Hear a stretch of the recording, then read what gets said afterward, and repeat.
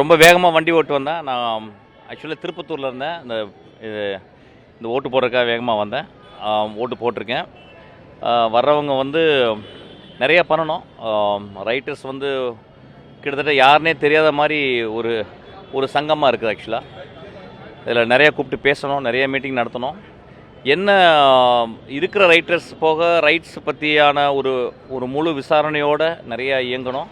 அதுக்கப்புறம் வந்து நிறைய ரிட்டையர் ஆன ரைட்டர்ஸ் நிறைய பேர், எழுத்தாளர்கள் நிறைய பேர் கஷ்டப்பட்டுருக்காங்க. அவங்களுக்கு ஏதாவது பண்ணணும்.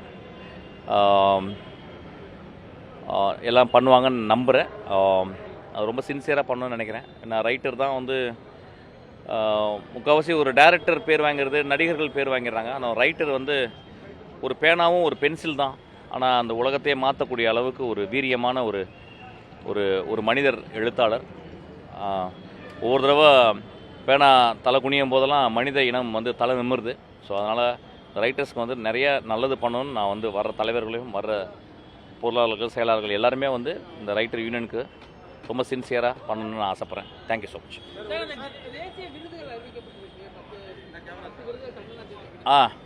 ஒன்றுமே தெரியல, இன்னும் கேட்கல, நான் பார்த்தேன். சந்தோஷம்தான், விருது வாங்கினா சந்தோஷம்தான்.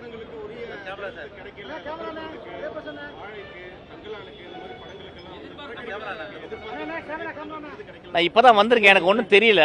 இல்லை, நம்ம அதாவது ஒரு நல்ல படம் எடுத்தா பிறகு அதுக்கு விருதே தேவை கிடையாது. விருதுன்றது வந்து ஒரு என்கரேஜ்மெண்ட் தான். ஸோ ஒரு நல்ல பேர் கிடைக்கல, ஒரு தங்கலானுக்கு கிடைக்கல, அதுக்கு கிடைக்கல, வாழை கிடைக்கல, நம்ம வந்து குறை சொல்லக்கூடாது. மாரி செல்வராஜோ அல்லது வந்து என்னுடைய தம்பியும் வந்து ரஞ்சித்தும் வந்து விருதுகளுக்காக படம் பண்ணுறது கிடையாது. ஸோ விருதுகள் வந்து கிடைச்ச வரைக்கும் சந்தோஷப்படுவோம், வாழ்த்திப்போம். நம்மளுக்கு விருது கிடைக்கலன்னா பக்கத்தில் இருக்கவங்களுக்கு தான் விருது கிடைக்குது. அது என்னுடைய சகோதரனாக இருப்பான், என்னுடைய இதெல்லாம் ஒரு ஃபேமிலி ஆக்சுவலாக. அதனால் விருது வரும்போது நம்ம தட்டி கொடுக்கணும், நம்ம வந்து அதை ஃபீல் பண்ணக்கூடாது.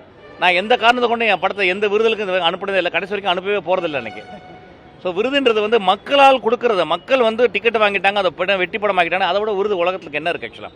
ஒரு நல்ல விருதுன்றது வந்து ஒரு 25 வருஷம் ஒரு கலைஞன் ஒர்க் பண்ணி முடித்து அந்த சினிமாவை விட்டு வெளியே போன பிறகு அவனுடைய பேரன் பேத்திங்கள்கிட்ட வந்து உங்கள் தாத்தா, உங்கள் அப்பா மிகப்பெரிய ஒரு கலை மாமணின்னு அவங்க தான் சொல்லணும் ஆக்சுவலாக. அதுக்கு வந்து விருதுகள்னு தேவையில்லை. விருது ஒரு சின்ன என்கரேஜ்மெண்ட் தான்.